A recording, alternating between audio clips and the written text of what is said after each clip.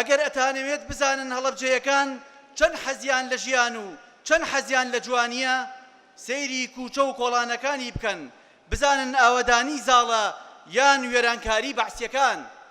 حکوومەتی خۆجێیی پارێزگاکەتان دوای نزیکەی 3 ساڵ لە پێکهێنانی لەلایەن حکوومەتی هەرێمی کوردستانەوە قۆناغ بە قۆناغ گەشە دەکات و بەرەو پێش دەچێت.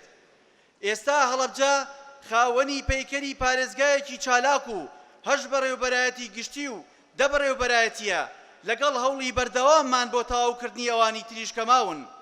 ڕۆژانەی ئێمە سەرقاڵی خزمەتکردنی ئێوەی خۆشەویست دەبین بتوانین بە هاوکاری هەموو لایەک پارێزگای و شارێکی نمونەیی بنیاد بنین.